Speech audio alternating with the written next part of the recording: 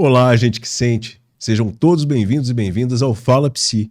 Nesse podcast, nossos convidados falam sobre resiliência humana, suas dores e seus processos de superação. E esse programa é um patrocínio do Instituto Suassuna. E hoje estamos aqui com um convidado muito especial, que ele é jogador de handebol, poeta, um especialista em gente e também presidente da OAB Goiás, agora nesse último pleito. Reeleito. Estamos aqui hoje com Rafael Lara. Olá, Rafael. Tudo bem? E como co-host, Danilo Suassuna. Vim aqui só para torrar a paciência dos dois, viu, gente? Então apareci aqui só para encher o saco mesmo e a gente falar aí das coisas boas da vida. Tudo Danilo, bem? Rogério, todo mundo tá assistindo a gente. Obrigado aí pela oportunidade, obrigado pelo convite. Uma honra estar aqui com vocês e espero que a gente, acima de tudo, se divirta aqui no podcast. Sim, principalmente, né? Porque felicidade é a base, né, da busca humana. Então, vamos começar conversando com o Rafael. Rafael, comecei falando que você é poeta, jogador de handebol. Eu conheço um pouco da sua história e é interessante, né, a gente entender, as pessoas entenderem que hoje uma pessoa tão bem-sucedida e que precisa, assim, de ter muita solidez, até mesmo uma certa frieza emocional para lidar com questões de tribunais e outras coisas, já foi um poeta que escrevia, declamava. Essa parte pouca gente conhece do Rafael, né? Ele acabou de falar tudo que eu não sou mais, né? O Rogério, nós estudamos juntos aqui, todo mundo vem do Santo Agostinho, né? E a gente participava, assim, a gente escrevia muito, participava dos festivais de poesia, mas ele provoca, assim, só para levantar a bola para falar, que todos os festivais de poesia do Santo Agostinho eu ficava em segundo lugar. Quem primeiro era o Rogério. Aí não, aí é marmelada, que é isso? Eu tenho que levantar alguma coisa que, de certa forma, eu me destaquei mais que o Rafael. Mas brincadeiras à parte, handball fez parte da minha vida, né? Eu acho que o esporte faz parte da vida das pessoas. Eu acho que todo mundo tinha que praticar um esporte coletivo.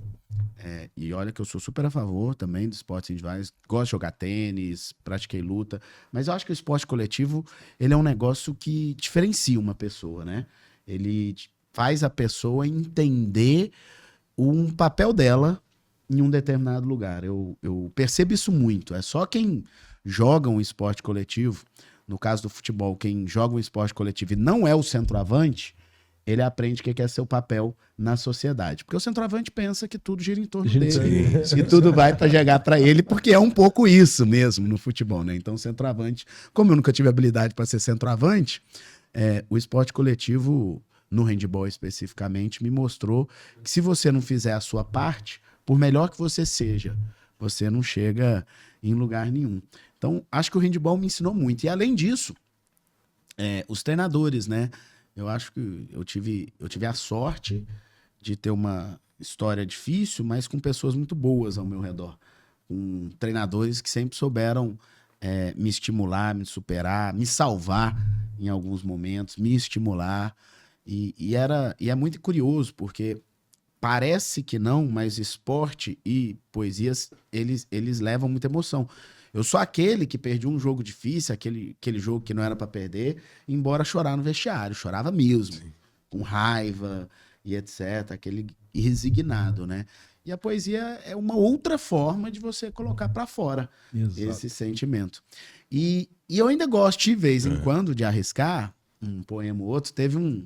Eu me lembro, olha que interessante, Conferência Estadual da Advocacia, 2017.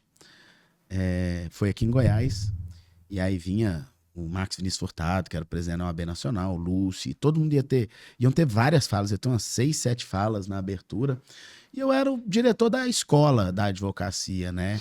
Tinha acabado de iniciar como diretor da escola, tinha um ano que eu era diretor da escola, e eu ia ter esse discurso, que era o maior evento que a gente ia fazer, um evento para 3.000 pessoas, e eu falei, né, cara, meu discurso é um nada no meio de um tanto de discurso. Eu não sou mais importante, eu não tenho a coisa mais importante para dizer, eu não tenho a fala mais interessante. Então, assim, sabe quando você senta num evento e tem um monte de gente que fala?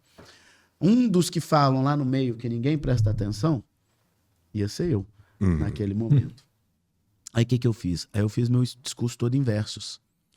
Olha só, que habilidade. Tudo em verso, de falar o que a gente ia fazer e o que a gente... Sobre o evento, sobre o congresso, sobre a ordem, em verso. Aí, resumindo, eu saí do discurso nada pro discurso que todo mundo lembrou, né? Porque é audacioso, né? Você Bastante. 7 minutos, 10 minutos de um discurso em verso é muito interessante. Então, ele vem um pouquinho, mas hoje... Quase um repente. Quase um repente. Hoje de uma forma muito mais amena, muito mais vez ou outra, brincando mesmo com palavras. Sim. Mas para falar que é poeta, foi léguas de distância aí. Pois é. Não, mas também tem uns 20. aí para, se puder, né, deixar um poema. Não, no final ele vai declamar. Pra turma. Não, papel e caneta, eu escrevo aqui sobre o Fala Psi aqui durante o negócio. O trovador, Rafael o trovador. Aqui sai. Nova faceta, eu também tenho uns 30 anos que eu não escrevo nada disso, de poesia. Mas, Rafael, você começou contando aí sobre o esporte, a importância do esporte. Você vem do handball, você fez esportes coletivos, luta.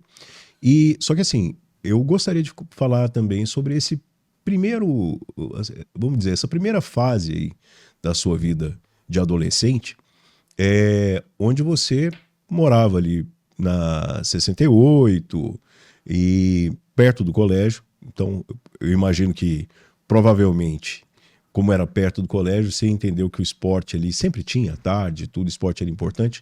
Mas nesse período, você pode contar para o pessoal onde é que você morava e com quem que você morava? Não, quando eu vim para Goiânia, eu tinha 9 anos de idade, de 8 para 9 anos de idade, né? E meus pais são separados desde que eu tenho 5 para 6 anos de idade. Sim. E aí, a partir daí, foi uma saga, um momento muito difícil, tanto de como que eu ia ficar, com quem que eu ia ficar, quanto financeiramente também, era tudo muito delicado, né? Quando meus pais se separaram, minha mãe foi para a Europa. Ficou 7 meses na Europa e eu fiquei com meu pai. E minha mãe tentou me levar e meu pai não deixou, briga, processo. Seu pai morava em Brasília? Lá em Brasília. Aí minha mãe volta. Seu pai morava em Brasília... Minha mãe também. Embora. Minha mãe e meu pai moravam em Brasília, eu também em Brasília. Ah, Brasília. Aí minha mãe foi embora e eu fiquei com meu pai em Brasília. Ok. Durou 6, 7 meses. E aí minha mãe volta pro Brasil, briga ali com meu pai pra ficar comigo, fica comigo, só que não tinha a menor condição de ficar comigo. Aí eles me despacham, literalmente, pra morar com meu tio e minha tia, que era irmã da minha mãe, em São Paulo. Aí eu fui pra São Paulo morar com a minha tia, fiquei 6 meses lá. A idade ali de 7 para 8 anos. 6 meses em São Paulo. Passo 6 meses em São Paulo e volto para Brasília para morar com a minha mãe, de 8 para 9 anos. E nesse período você lembra como é que estava a sua cabeça? Você tem memória desse tempo? Tenho. Tenho pouco. Eu tenho flashes, né, e algumas memórias. Cara, eu tenho um bloqueio de memória absurdo. Absurdo mesmo. Eu falo muito com a minha terapeuta sobre isso. Eu absolutamente guardo lembranças e memórias e sentimentos bons dos momentos mais difíceis da minha vida. E eu lembro muito pouco. Isso é natural ou você decidiu, selecionar? Em algum momento eu devo ter decidido ali quase como um ajustamento criativo. Exatamente. Fez um ajustamento criativo. Com certeza. Olha só, tem um episódio muito interessante. Quando meus pais ainda eram casados, acho que eu nunca falei sobre isso num podcast. Quando meus pais eram casados, eles brigavam muito. Eles brigavam verdadeiramente. Tinha violência doméstica, tanto psicológica quanto física. E não era simplesmente uma violência doméstica do meu pai com a minha mãe, porque minha mãe também sempre foi muito forte, foi atlética e o pau quebrava, literalmente. Aí, beleza.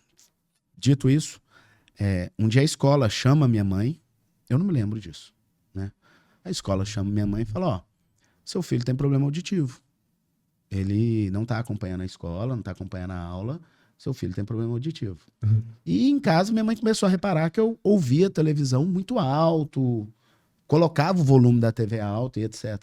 A minha mãe me leva no médico, fazer uma audiometria, e o médico fala, realmente, seu filho tem problema auditivo, a gente precisa fazer uma cirurgia, colocar um aparelho e etc.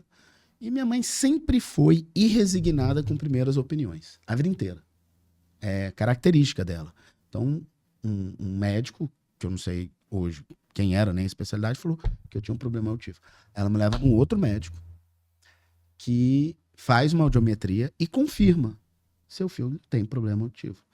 A mãe fala, não, meu filho não tem problema auditivo. Eu conheço meu filho desde bebê. Ele nunca teve problema auditivo. E aí, estava começando a chegar no Brasil o Bera, né, que não é igual a audiometria que você tem que responder. O Bera, ele verifica se você tem suas terminações nervosas e etc. adequadas. Sim. A minha mãe me leva para fazer um terceiro médico um teste, né? E esse médico, pelo Bera, vira para minha mãe e fala, cara, a estrutura de audição, não sei como é que tecnicamente ele deve ter falado isso, do seu filho é perfeita. Mas ele realmente, nos testes de audiometria, passa por um problema auditivo. Então, eu sugiro você procurar um psicólogo. E aí minha mãe me leva para o psicólogo, e o psicólogo fala que eu estava desenvolvendo um problema auditivo para não ouvir meus pais brigarem. Olha que loucura, Olha velho. aquilo. Olha o poder da mente daquela criança. Então, quando você me pergunta, e o que eu lembro disso tudo? Eu lembro de eu fazendo uma audiometria. E ele falou, se você vê a bola vermelha, aperta aqui, a bola, sabe? Aham. Eu lembro, é a única coisa que eu lembro dessa história. Entendeu? Mas por que eu quero te dizer isso? Que se a gente é capaz, se eu fui capaz de bloquear a minha audição, cara, eu ouço bem pra caramba. É surreal, tanto que eu ouço bem. O povo se irrita. Eu tô de costas na sala de aula, eu tô ouvindo o que o povo tá falando lá no fundo. Então, se eu sou capaz de bloquear a minha audição pra me proteger, imagina bloquear a memória, que é muito mais fácil. Então, assim, eu tenho um super bloqueio de memória. Então, e é uma ferramenta de defesa que eu criei na infância, esse bloqueio. Os problemas que eu tenho são flashes, né? Problemas não, as memórias ruins que eu tenho são flashes. De como que era a minha cabeça, são flashes. Porque eu sempre tive essa cabeça para me proteger disso e seguir. Transformar tudo em impulso, em mola propulsora. Aham. Então, quando eu... Por exemplo, aí o que acontece? Eu tava lá em Brasília, voltei de São Paulo, tava em Brasília. E aí eu, com 8 para 9 anos, e eu sempre falo 8 para 9 anos, por causa da virada do ano, eu faço aniversário em março. Só pra gente situar. Então eu chego em 8, mas em março eu faço 9, em Goiânia. Um tio meu vai pra Brasília me buscar. Eu me lembro disso, tem uma foto, eu sentado na caminhonete, com toda a mudança. Lá em cima, o Juscelio. Juscelio. Né? E ele me leva pra Goiânia. E meu tio me conta muitos anos depois que ele não foi me buscar porque minha mãe pediu. Ele foi quase fazer um resgate. Que a gente tava numa situação ali deplorável. A gente vivia É interessante, a gente vivia no Lago Norte. Pô, o cara vivia no Lago Norte, em Brasília, né? Mas a minha mãe alugava uma casinha do caseiro na casa de alguém no Lago Norte. Então era ali que eu vivia, entendeu? Não é que eu morava num puto endereço, mas no barracão onde o caseiro morava, e eles não tinham mais caseiro, a minha mãe alugava. Aquele barracão que era quarto, sala e banheiro, né? Mas eu morava no Lago Norte. Morava na beira do lago, morava numa vizinhança boa, e etc. E aí meu tio me leva pra Goiânia, aí eu vou pra Goiânia morar com a minha avó, no bairro Popular, na rua 68, que é onde você pergunta. E ali eu nunca quis sair. Eu nunca quis sair. Por várias vezes, não, eu vou levar o Rafael, aquela confusão. Ele falou, não. Ali você já tinha poder de escolha e decidia por si mesmo. Eu decidi muito rápido. E minha mãe tinha alguns problemas muito sérios nessa época. Minha mãe é aposentada, né, por invalidez, relacionada à saúde mental. E nesse período minha mãe estava em depressão profunda, logo depois. Então, eu era uma criança de 9, 10, 11 anos de idade que conversava com a minha mãe sobre ela não cometer suicídio. Era uma coisa muito pesada. Muito pesada.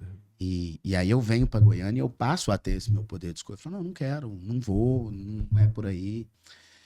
E quando eu venho para Goiânia, a gente tinha a pensão do meu pai, que era judicial. E aí isso é muito interessante, eu acho que isso muda a história da minha vida. E aí você vai entender por quê que eu vou chegar lá, que eu acho que muda a história da minha vida. Eu lembro direitinho que na época tinha a pensão, eu volto para Goiânia, o dinheiro da pensão era um dinheiro que era na conta da minha mãe, mas eu tinha acesso a esse dinheiro que a gente sacava da conta da minha mãe. Ela não era muito organizada financeiramente, né? E ali a gente... o dinheiro dava para quê? Para estudar. Uhum. Mais nada. E aí eu poderia... As opções que eu tinha, eu lembro disso. Eu poderia ir pro liceu, que era uma escola pública. E ficar com dinheiro. E ter dinheiro para fazer as coisas. Eu poderia estudar no IP, que era no quarteirão da minha casa. Era 8 casas para cima. Eu morava ali, onde eu morava, o IP, umas 8 casas para baixo. Hoje o IP tem até uma outra estrutura, uma quadra ali na 68. Sim. É vizinho de muro nosso. Então, morava no IP, podia estudar no IP e estava ali. Ou eu podia estudar no Santo Agostinho, que é onde minha mãe tinha estudado, onde minha avó tinha estudado. E por que eu fui para o Santo Agostinho? Porque o Santo Agostinho era uma escola que era um quarteirão, que tinha quadra, que tinha não sei o quê. E eu me lembro o dia que eu fui visitar o Santo Agostinho, que eles falavam muito de esporte. E eu tinha essa coisa, eu não era bom. Eu era bem... Até antes da gente começar, que eu falei a história do replay, né? Era bem lento e tudo. Mas eu gostava dessa coisa, assim. E aí eu escolhi estudar no Santo Agostinho. Além de escolher estudar no Santo Agostinho, eu escolhi fazer inglês. Sim. E aí eu fui estudar no FISC. Só que o dinheiro não dava. E minha avó ia comigo e eu, com 9 anos de idade, eu falava no inglês e eu falava no Santo Agostinho, olha, o dinheiro não dá, eu quero estudar aqui, mas o dinheiro que eu tenho é isso, da pensão. Aí eu consigo um desconto no Santo Agostinho, consigo um desconto no FISC. E você que assumiu a frente disso? Junto com a minha avó junto, mas eu ia junto e eu argumentava. Minha avó muito simples, né? E aí eu me lembro direitinho que o dinheiro dava pra pagar o Santo Agostinho, dava pra pagar o FISC e sobrava R$10. Eu lembro que sobrava R$10. E aqueles R$10 eram os R$10 que eu tinha pro sorvete, pra não sei o quê, pra tudo, né? Você não precisava pagar pelo menos taito, né? Não pagava nada. Pagava pra morar, pra comer e pra divertir. Porque o tio dele era dono de um taito ali do lado. Tinha um fliperama na fliperama. frente de casa. Morava no fundo de um fliperama e uma locadora. Então era um paraíso. Você podia se divertir. Era um paraíso. Eu morava no fundo do fliperama de uma locadora, estudava numa escola particular, fazia inglês e sobrava 10 conto. E o interessante é que o poder de argumentação que você começa a treinar lá atrás. Sim. Né? Então, com 9 anos... Por sobrevivência. E aí, como isso que, né, eu tô argumentando com a minha mãe, não atende contra a sua própria vida. Pai, dá licença, escola, preciso disso. Desconto. Então, como isso a gente vai aproveitar na vida adulta? Né? São aprendizados que seguem e hoje influenciam tudo que você faz. Santo Agostinho, eu me lembro a primeira vez, na 5ª série primária, que hoje é o 6º ano, 7º ano, que o pessoal fala uma coisa. Não, o quinto... O 6º, né? A 5ª série primária, logo depois da 4ª. Hoje vira 6º. Hoje vira 6º. Na 5ª série primária, eu chego em casa com uma advertência de Santo Agostinho, famigerada advertência, né? E de chegar atrasado. Eu chego em casa e meu tio fala, vou assinar isso. Eu sei que você chegou atrasado. A gente vê que hora que você sai de casa. Você estuda 5 minutos andando, 3 minutos andando daqui de casa. E aí minha avó, daí não, você não vai assinar também não, mãe. Esse menino já é grande, já é homem, tem que tomar conta e responsabilizar pelas coisas dele. Você assina se você quiser. E você só entrava na escola no dia seguinte se tivesse assinado. E aí eu me lembro que eu cheguei, fiquei olhando minha advertência e fiquei com muita vontade de fazer o que todo mundo fazia. Falsificar a assinatura dos pais. Todo mundo fazia isso. Era institucionalizado isso. Eu falei, cara, eu não vou falsificar. Eu assinei meu nome. Rafael Lara Martins. Aí eu chego, entro, entrega a advertência, porque a Ener sabia todo mundo que Sim. a advertência e ficava ali na escada recolhendo.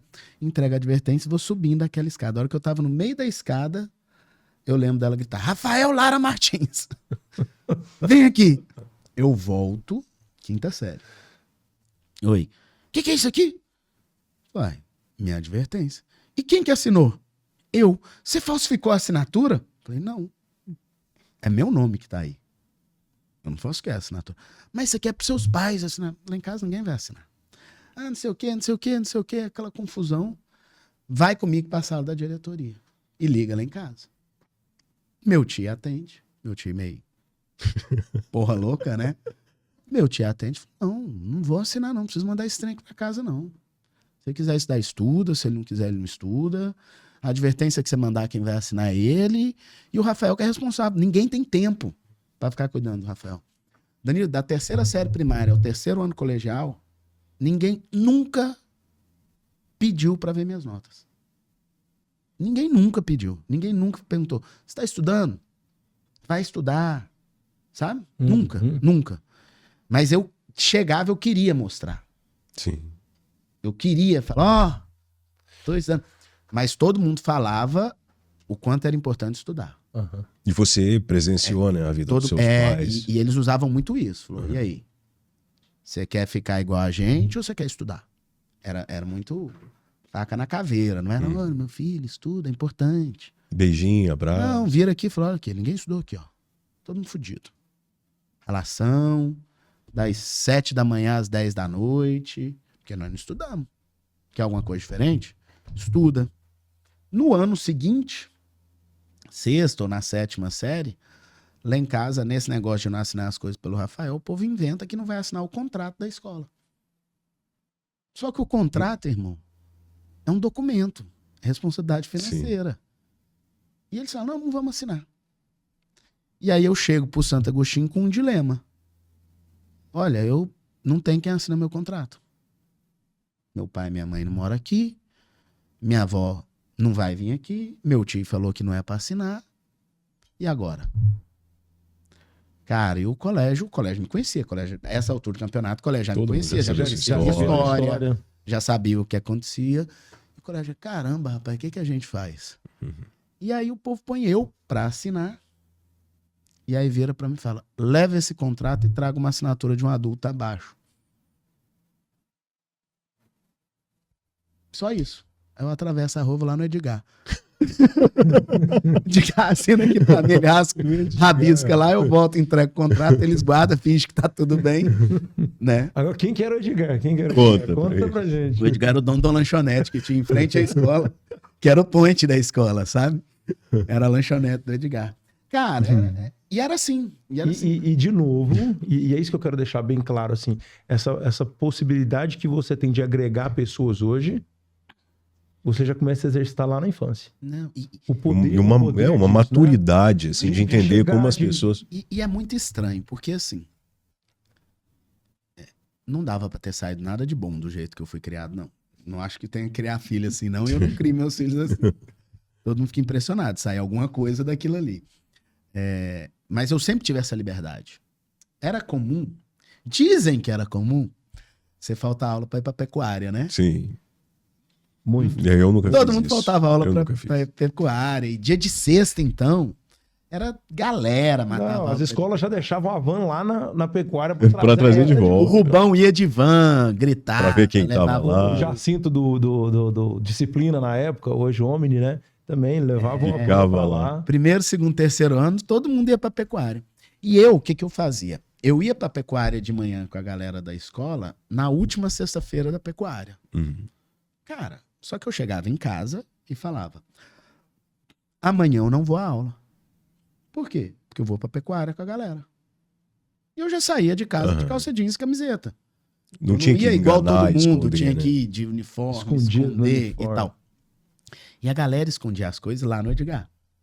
Sim. Entendeu? Sim. A galera escondia as coisas lá no Edgar. E eu não, e eu já fui. E teve uma vez que, nesse resgate de quem vai pra pecuária, o pessoal faz uma blitz do colégio lá no Edgar, antes da galera sair, e tá todo mundo lá, e todo mundo, vambora, e aquela correria, e pega as coisas e vai. E fala, e você, vamos? Eu falei, não, eu vou pra pecuária. Ah, mas porque não é um absurdo, sei o quê. Mas eu avisei em casa, vou pro pecuário, eu nem trouxe o uniforme. Eu não vim pra aula. Só vamos com a gente e fui pra sala da diretoria. E aí, A Júlia. a Júlia liga, né? É a vice-diretora da escola. Porque a diretora é a Irmã da Maria. A Júlia liga na minha casa, meu tio atende, e eu tinha avisado pra minha avó que eu ia pra pecuária. Eu não tinha avisado pro meu tio, né? E meu tio atende o telefone fixo naquela época, né? Ah, tá, o Rafael tá aqui na escola e etc. E ele vai matar a aula hoje. Matar a aula? Ele disse que vai pra pecuária e disse que avisou em casa. Ele te avisou? Aí meu tio responde, olha, ele não me avisou. Minha mãe não tá aqui. Mas se o Rafael disse que ele avisou, você pode ter certeza Que ele avisou. E ele tá autorizado aí pra pecuária. Entendeu? E- A escola ficava desesperada. E aí levaram eu e mais 2 pessoas nesse dia. Aí ela complementou. Mas você sabia que pra ir pra pecuária ele tava num Uma lanchonete. num boteco que era uma lanchonete. O Edgar não vendia bebida alcoólica pra gente. Isso era totalmente mentira. Tava num bar aqui em frente à escola que vende bebida pra menor. Aí ele vira pra ele e fala, eu duvido. Ele pode até estar lá com todo mundo, mas eu duvido que o Rafael tá bebendo. O Rafael não bebe. E se tiver bebendo também, tá passando de hora desse menino virar gente. Educação bem roots, né? Bem raiz. E aí o que acontecia? Aí o povo pegava minhas notas, cara, tudo acima de 7, 7,5. Então, Não tinha tinha o que argumento. reclamar. Né? Exatamente, não tinha o que reclamar. Né? Então, eu falei, então tá bom, então segue o jogo. Tanto que depois de um tempo, na hora que eu vou passar da 8ª pro 1º ano, que a escola aumenta muito o valor, aí eu fui convidado, fui convidado para ganhar Uma bolsa, bolsa de atleta 50%. para ir jogar no Delta, no Ateneu, que eram as escolas particulares que Sim. tinham um time que tinham essa política de levar atletas com meia bolsa para lá. Sim. Na verdade, eu dei aula lá no Centro de Línguas da UFG, porque eu fiz inglês no 1º ano do ensino médio, eu terminei meu curso de inglês. Aí depois eu fui fazer proficiency no FISC e virei professor monitor ali na sequência do FISC. Quando eu entro na faculdade, eu viro monitor do FISC. Só que aí eu não queria fazer direito. Meu curso não Isso era que eu ia direito. perguntar. Você gostava meu de educação curso- física, né? Não, meu curso era diplomacia.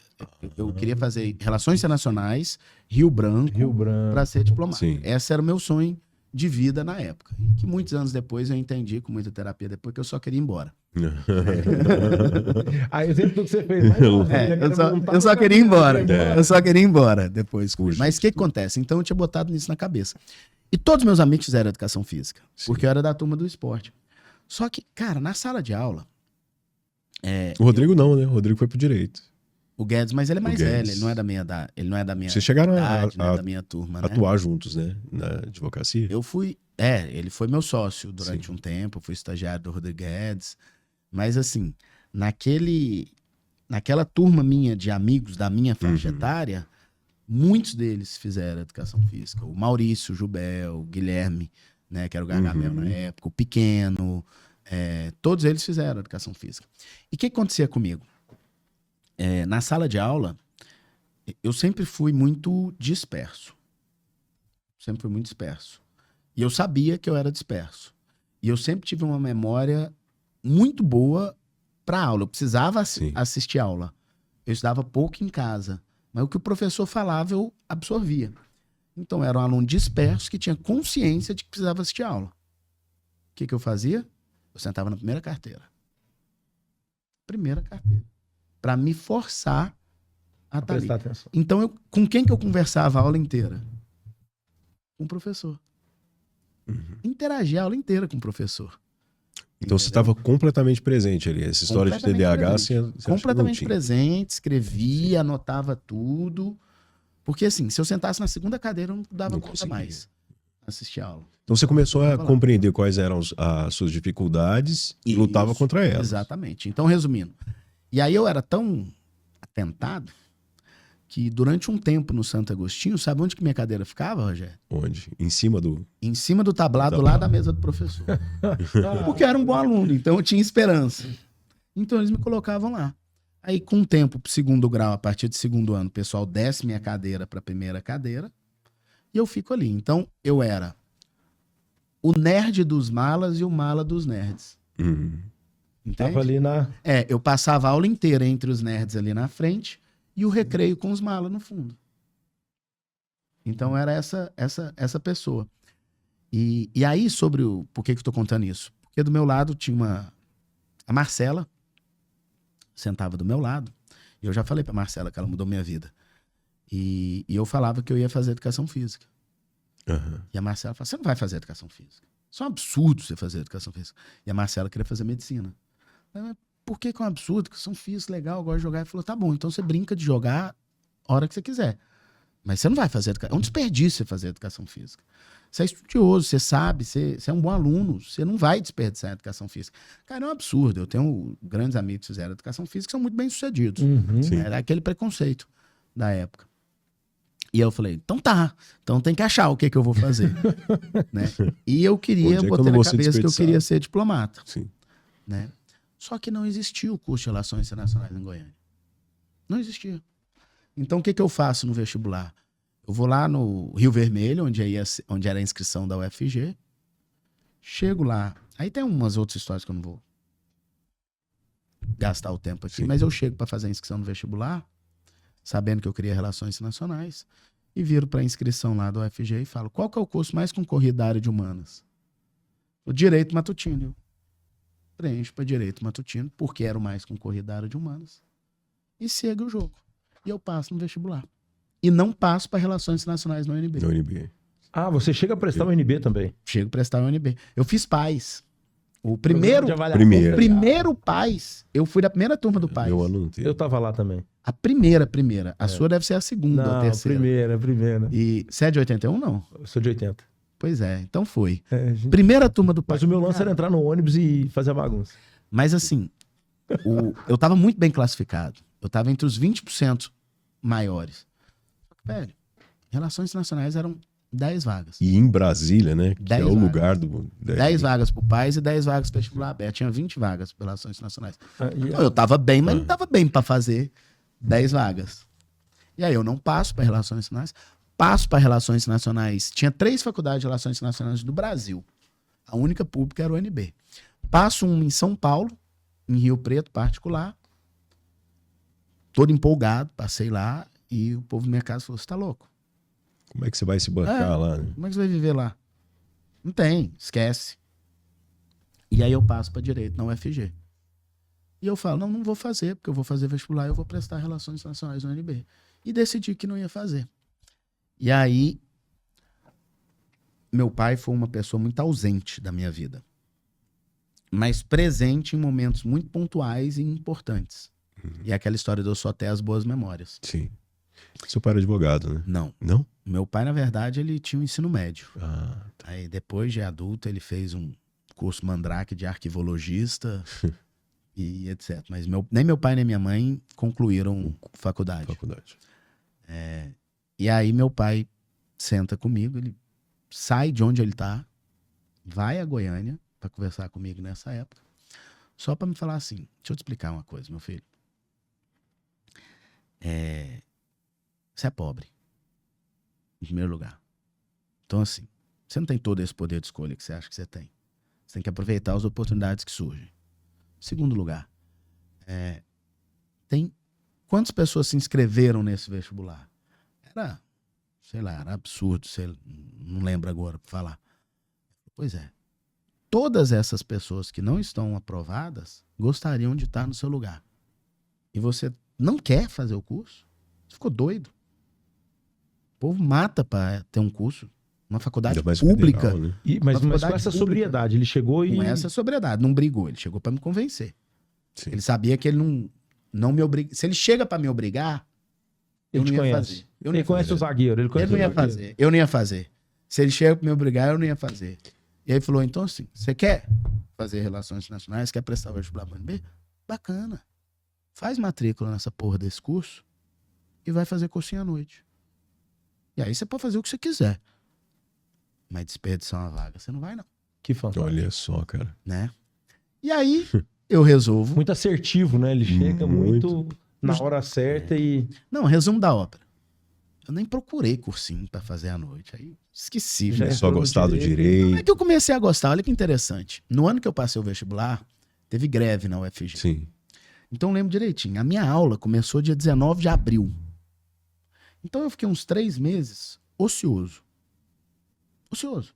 Não tinha nada pra fazer. Eu tinha terminado o inglês, terminei o ensino médio. Já dava aula de Saí inglês, já do tinha curso. zerado Não, o eu TOEFL. comecei a dar aula de inglês na faculdade. Ah, No segundo período de faculdade. Depois Então, passou. assim, eu literalmente, foi um período da minha vida que eu fiquei absolutamente ocioso. O que uma mente ociosa faz? pode falar, Rogério. Ou se estressa, oficina do diabo, né? Faz merda, né? Ou faz merda, ou acha alguma coisa legal Ah, pra faz fazer. tempo. Eu tenho uma São vida mais muito difíceis. abençoada. No dia da minha matrícula, eu conheci uma turma de centro acadêmico. Ah, sim. E aí, bicho, eu passei os 3 meses de ociosidade vivendo centro acadêmico. Antes de começar a faculdade, É, vi com a galera, tá. ia já organizando um congresso, eu já participei. E E entrou pra política voluntário- estudantil, né? Voluntário de centro acadêmico ali. Então, minha ociosidade foi viver centro acadêmico. Aí você já apaixona numa menininha que você conhece ali. E aí, meu irmão, acabou. Aí você quer fazer curso de direito mesmo, aqui que eu moro. Aí entrou, A aí você par- foi morar lá dentro. Aí você passa a morar lá na faculdade. Num- Aí você faz sinuca 1, 2, 3, truco 1, 2, 3, 4.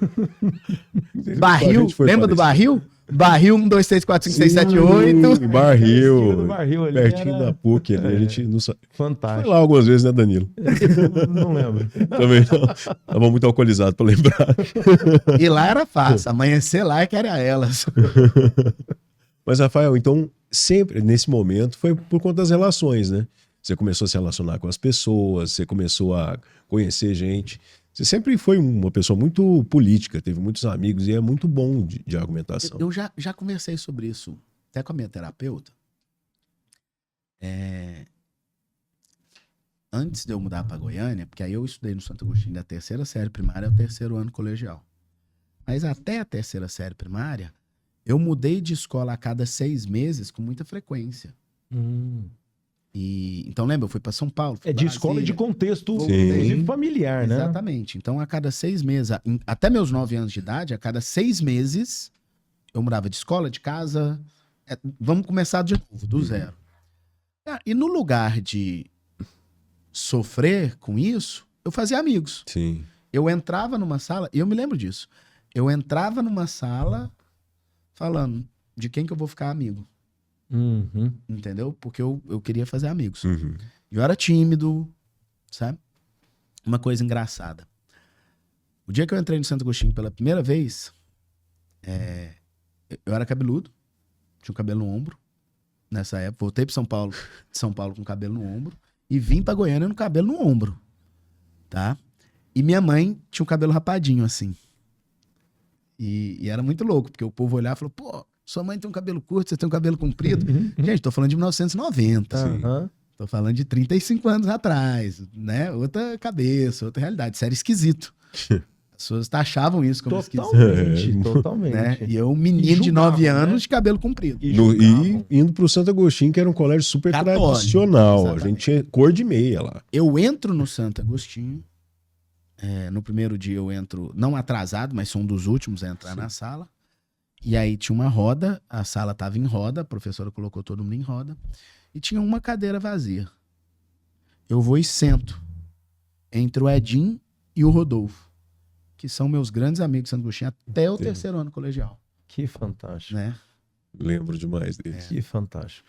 Até Mas hoje olha eu- que interessante. um pouco mais distante. E- A gente tá e- distante hoje, mas a gente conversa de vez em quando. E nessa época, Aí Rafael, vou e sento no meio dos dois.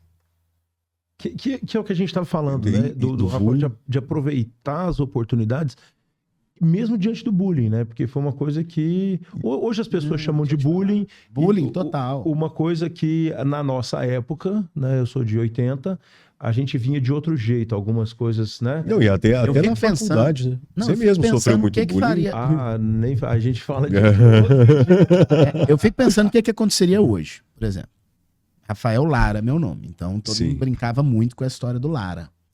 Cara, Mas te chamavam de Lara. Depois, mais pra frente, lá pra 7ª, 8ª série, uma professora começa a me chamar de Lara, a Ione. Porque, Ione. E Porque aí, tinham vários porque ela era Rafaéis. muito séria, tinha vários Rafaéis. Mas antes disso, o pessoal me chamava de Rafael, mas o Lara de forma pejorativa. E aí eu quero lembrar uma coisa que as pessoas não lembram mais. Que quando eu entrava na sala de aula, por várias vezes, eu entrava e a galera começava a cantar uma música e bater palma. Qual era a música? Rafael Lara, lá, Lara, lá, lá, lá, lá, lá, lá, lá, lá, lá, lá, que era o Pedro de Lara, que era um Sim. caricato do programa Silvio Santos. Cabeludo. Era o pior, cabeludo, Pedro de Lara, eu chego, cabeludo, Rafael Lara, Acabou. e o Pedro de Lara era o caricato, não era um cara legal, isso não era uma coisa Não era um porque eu era elogio. legal, É. era me caricato. Caturizado. Isso, enfim. E aí o que eu podia fazer? Ou eu chorava, Ou você entrava na ou eu entrava no brincadeira. clima. Então a hora que eles começavam, Rafa, eu começava a dançar e ia até a minha cadeira dançando. Olha Olha só, soube Né? aproveitar. E aí eu lembro que quando eu corto o cabelo, tava na moda uma época o pessoal deixar um rabinho. Lembra? Lembra? Demais, lembra Aí eu- demais. Era Eu acho cabeludo, que eu lembro de eu você com esse corto o cabelo, raspo Deixa só... e deixo Só. um rabinho aqui atrás. Exatamente. E como eu era cabeludo, eu tinha o maior rabinho do colégio. Cara, você nasceu pra receber bullying mesmo, né? Pronto, aí você- Mas é o que a gente tava Mas era falando, massa. né? Mas o rabinho era massa. Aí eu virei massa, porque eu tinha um rabinho Descoladão, né? descolado. É o que a gente tava falando, e na né? brincadeira Como... também, tinha uma brincadeira que você na hora do pique pega lá, como é que é essa história do replay? Ah, quando eu entrei. Isso foi logo que eu entrei na faculdade, não, no colégio. Porque, como eu disse, eu era muito lento para esporte, né? Eu passei a malhar e a gostar mais de esporte, me desenvolver depois. Mas eu era lento. E aí meu apelido logo virou replay. Porque a gente brincava de salvo-cadeia. E aí eles falavam que eu era tão lento que dava tempo de vir, salvar todo mundo e vir voltar. de novo antes de eu chegar. Fazer o replay. Aí o apelido ficou replay. É, por isso que eu acho importante a gente falar agora sobre isso, sim, porque a gente está falando muito de bullying, de sofrimento, e a gente fala muito pouco sobre a importância da resiliência, né? Eu sei que você não gosta muito do termo, mas é a importância de se aprender a lidar com Quem isso. tá ouvindo a gente, eu sou chato com palavras, eu sou muito chato. Aham, Então, acho que resiliência é a capacidade que você tem de levar porrada e ficar no mesmo lugar. aham. Eu prefiro ajustamento criativo, que é o jeito que a gente se ajusta no mundo, Em real- achando novas saídas, né? Sim. Tem gente que fala de antifrágil, tem até um livro sobre isso. Mas, enfim, não é que eu não acredite na resiliência, tá, gente? Eu acredito Acredito. demais nisso. Mas e é isso, né? A pessoa passar por essas adversidades e se fortalecer ao invés de enfraquecer, né? Porque a gente vai passar. Eu Todo passei, o Rogério passou, vocês já viram em episódios anteriores, e a gente está aqui com um amigo, né? Que está mostrando pra gente o quanto a gente passa por isso. Sim, a gente vai passar por isso. Agora, o grande lance da vida é como a gente vai simbolizar isso. Sim. Né? Quais são os sentidos e significados que a gente dá para as coisas que a gente tem na nossa frente. Então, né, você podia ter a ausência de pai, mãe, tio e vó, você, ao contrário, utilizou isso a seu favor, né, trazendo isso como confiança. Sim. Então, dependendo de onde... Tem gente que fala que olha o meio copo vazio, aquele lance do copo, como é que é? Tem um copo Meio meio cheio, cheio, meio vazio. vazio. O que a gente tem que entender, gente, é que o copo tá cagando se tá cheio ou tá vazio. Ele é copo. Então, acho que o que você traz muito é isso, assim, cara, se tinha, se não Arranhou, tinha, se vai ou se não vai, eu machucou, continuo o copo, continua. eu continuo eu continuo aquele cara que não vai mentir, eu continuo aquele cara que vai falar pra minha avó, e se eu falei, tá falado. Não, e o mais interessante é que é um lance de self-made man mesmo. Você Total. sozinho começou a construir seu jeito de ver o mundo, seu jeito de pensar, suas argumentações. Mas aí é uma coisa interessante aí dessa história. Você acaba desenvolvendo, quase que desenvolvendo personalidades. Para diferentes tipos de ambiente. situações, né? E aí eu fui criado precisando criar uma coisa que eu acho que hoje é uma das características que mais falta e mais úteis, inclusive, no mercado profissional, que é a adaptabilidade. Sim. Perfeito. Tá? Adaptabilidade. Perfeito. As pessoas Mas- hoje não têm adaptabilidade. Uhum. E eu criei uma adaptabilidade por necessidade. No handball eu era uma pessoa, entre aspas, né? Na escola uma pessoa, em casa uma pessoa, com os amigos na rua uma pessoa. Por exemplo, a minha turma de colégio, o Edinho e meus amigos e etc. Acho que hoje é até legal, né? O STF legalizou isso, então posso falar. A galera, todo mundo ali fumava maconha. E eu não fumava. E eu não gostava. E aí eu tinha lá, participava, e eu saía com os meninos, eram meus amigos, e eles saíam às vezes pra fumar maconha. E eu ficava numa roda que todo mundo tava fumando maconha e eu não tava fumando maconha, porque eu não queria fumar maconha. Agora, o Edinho, que era meu melhor amigo, que fumava, ele sabia por que eu não fumava, ele entendia, ele respeitava, eu tinha motivo pra não fumar. E o que ele fazia? Ele me protegia. Várias vezes a galera começa aquele bullying de... E o Edinho era muito forte. Sim. O Edinho era um cara forte, sabe? Ele era 1 ano mais velho que eu quase. Ele é de 80, estava na minha sala. Então, 1 ano nessa época faz muita diferença. Ele era 1 ano e... Então, e ele era forte, o Edinho. Então, o que acontecia? E a hora que a galera começava aquele bullying de me chamar de careta, não sei o quê, várias vezes o Edinho saía na porrada com os caras que queriam me introduzir, me obrigar a fumar. Entendeu? E ele falou, cara, o dia que ele quiser fumar, ele vai fumar. Ninguém aqui vai ficar enchendo o saco dele, não. E trocava porrada mesmo e vambora daqui. E a gente saía de lá e mudava de turma, entendeu? Tinha essa coisa. Então, eu fui muito... Ao mesmo tempo que eu fui muito exposto, eu fui muito protegido. Por uma rede que você mesmo criou, né? Não sei. Os pais dos meus amigos me amavam, eles queriam me tratar como filho. Isso é verdade. Minha mãe amava o Rafael. Todos os pais dos meus amigos me amavam. O irmão do Rogério, o Daniel, estudou comigo, né? Sim. Então eu ia na casa do Rogério, ia todo mundo, ela me conhecia. Na confeitaria. Então assim, eles achavam o negócio mais bonitinho do mundo, aquele menino que tinha tudo para reclamar da vida, tinha tudo para dizer que não faltou faltou oportunidade, que não foi dado, que ele tava em desvantagem de todo mundo. E eu engoli o choro e estudar, tirar nota boa e jogar. Sabe? Então, as mães e os pais, meus amigos, me acolhiam muito. E eu ia muito para casa dos meus amigos para sair de casa, eu ficava fora de casa. Lá em casa também era um ambiente muito complicado. Muito complicado. Você morava num quartinho no corredor, né, Rafael? Depois de maior, eu morava num quartinho no corredor. Mas durante muito tempo era lá dentro de casa mesmo. Que era um pensionato onde eu morava. Aí alugava quartos. Aí numa fase da minha vida eu saio de lá de dentro falando que eu quero um quarto lá fora.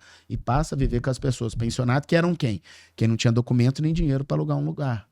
Que morava num quarto no centro. Só gente boa lá no centro, na época. Não, mas era gente boa mesmo, porque meu tio e minha avó eram criteriosos. Imagina. Descobria que a pessoa usava droga, despachava dali, sabe? Então tinha uma galera, gente boa. Todo mundo ralador, todo mundo uma dificuldade muito grande. A galera recém-chegada que... exatamente. Que partilhava, eu acho que desse mesmo espírito, né? Desse mesmo espírito ali da sua família, do não tá fácil, mas eu vou fazer. Mas nós vamos unidos aqui, galera, ao seu modo. Chegou, não tem pra onde ir, vai pra lá, começa a estudar, começa a procurar emprego, tanto que eu rodava muito. E assim, ficava ali 6 meses, 1 ano e rodava. 6 meses, 1 ano e rodava.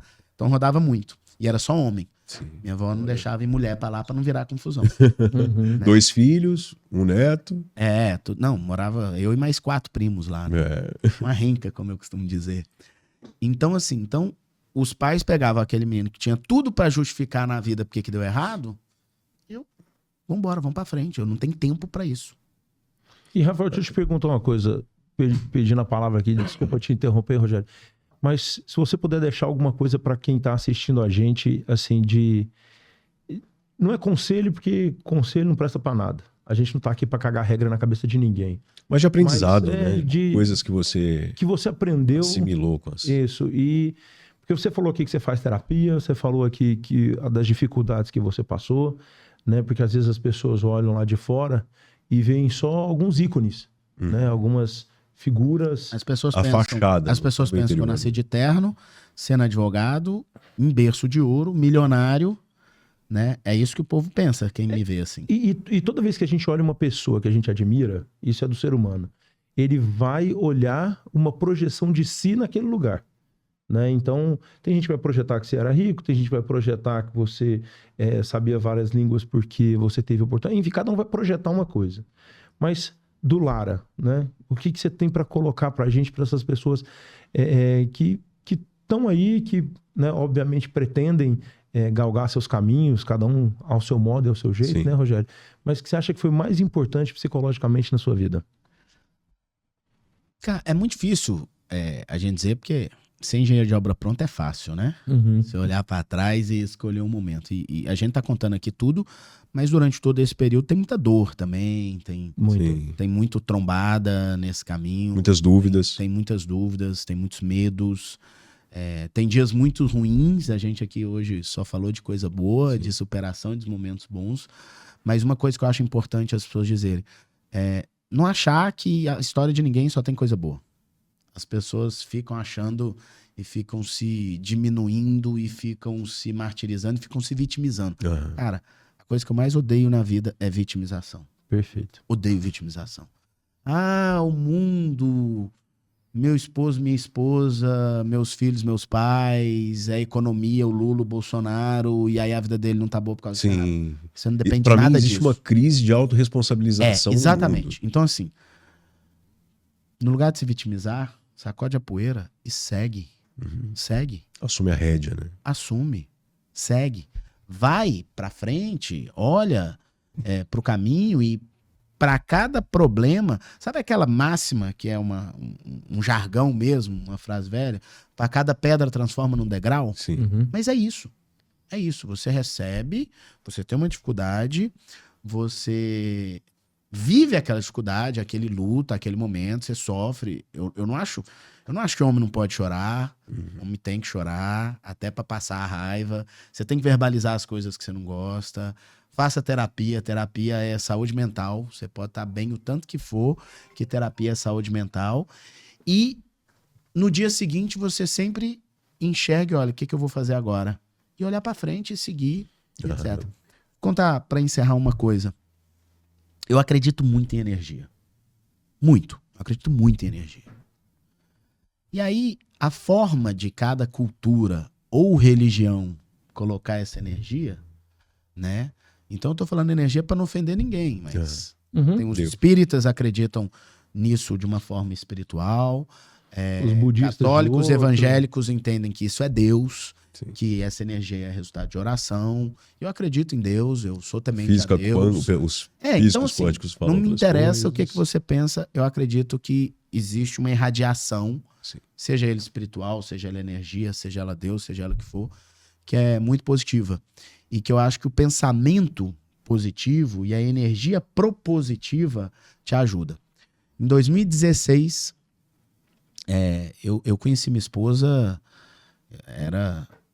eu não ganhava dinheiro. A família da minha esposa, algumas primas da minha esposa olharam ela começando a namorar comigo assim, cara, você vai namorar com esse cara? Né? Uhum. E aí eu me lembro que o tempo foi passando e etc. Uma vez a gente comprou o nosso apartamento que eu moro hoje. 2016. Não tinha nem lançado, comprou o apartamento. E era um sonho que a gente tinha e etc. Quando eu conheci minha esposa, ela morava numa cobertura. Olha só. E eu falava, eu quero ter uma cobertura, Uhum. né?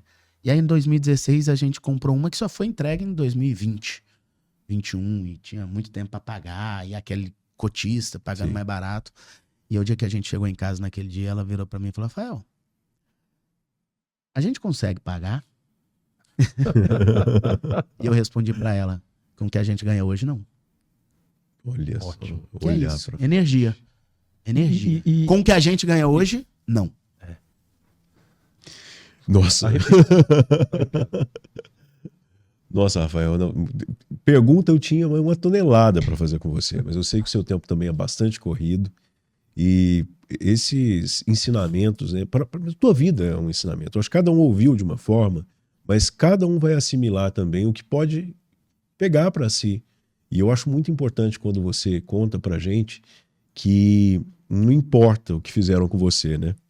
Mas o que você fez com isso. Isso é uma frase da psicologia. Perfeito.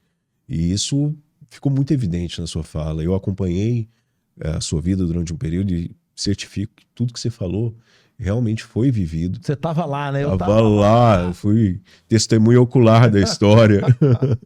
E vejo o tanto que você cresceu e ainda tem muito a conquistar, né?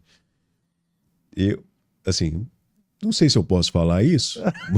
Adoro essa cara Eu sua. não de- sei. Tem uma pessoa que fala o seguinte: toda vez que você não tem certeza se você pode falar, é porque não pode. Toda vez que você toma água e... Então daqui pra Mas frente... diga, vai. Então a gente deixa isso aí, talvez a gente... Mas daqui pra frente, provavelmente vocês ainda vão ouvir muita história ainda maior do Rafael. Então, por tudo que a gente ouve falando na cidade, no estado. Mas o Rafael é uma pessoa incrível. Então, quero muito agradecer a sua presença aqui, Rafael. Você, com certeza, trouxe muita coisa. Tem muita história que ele não contou. Passou no concurso da Caixa, saiu do concurso da Caixa para poder atuar na advocacia e muitas A gente outras podia fazer histórias. o seguinte, a próxima entrevista a gente faz em francês, depois em espanhol. Ele sabe, ele é Entendeu? trilingue, né? Aí, Tem um pouco de dificuldade nela inteira. Mas, Rafael, excelente receber aqui. Excelente receber o Danilo aqui, Suassuna, também como meu co-host. Muito obrigado. Grande pelo convite. Danilo, meu grande amigo e uma pessoa incrível também, teu amigo também. E quero sim frisar o quanto foi importante receber você aqui agora, porque esse podcast fala sobre histórias de dor, de superação, mas não fica só na dor. Sempre a gente consegue entender alguma coisa a mais que essa dor traz. Eu acho que a dor não é o fim, ele é só uma fase, é só uma parte desse jogo da vida. Então, a dor traz aprendizado e você nos trouxe assim com excelência como isso forjou o ser humano que você é. E hoje eu posso te dizer com clareza que você é um dos grandes seres humanos que eu conheço. Agradeço profundamente o seu aceite nesse convite. Eu sei que sua agenda é lotada, tem um monte de coisa para fazer, mas quando eu falei que era para falar sobre emoção, quando eu falei sobre a importância do podcast, sobre para quem nos ouve, para quem nos assiste e como as pessoas se inspiram nesse podcast, o Rafael topou de pronto. Só passou a campanha, que eu sei que foi muito puxada, e decidiu então vir até aqui. Obrigado, Rafael. Todo mundo, eu tenho certeza que está em casa, adorando tudo que ouviu e queria escutar muito mais ainda de você. Mas acho que a gente cumpriu o nosso dever, que foi mostrar uma pessoa que passou por dificuldades e não parou ali. Que sempre olhou para frente, decidiu lamber suas feridas, ressignificar suas dores e hoje chegou onde você chegou. Obrigado. E para todos vocês que ficaram até o fim desse podcast, gostaria também de agradecer a audiência e convidar vocês para assistir o próximo. Todas as sextas-feiras nós temos um episódio novo aqui no canal do Instituto Suassuna, que é o realizador desse podcast. Agradeço e um forte abraço para vocês e aguardo vocês voltarem semana que vem. Até mais.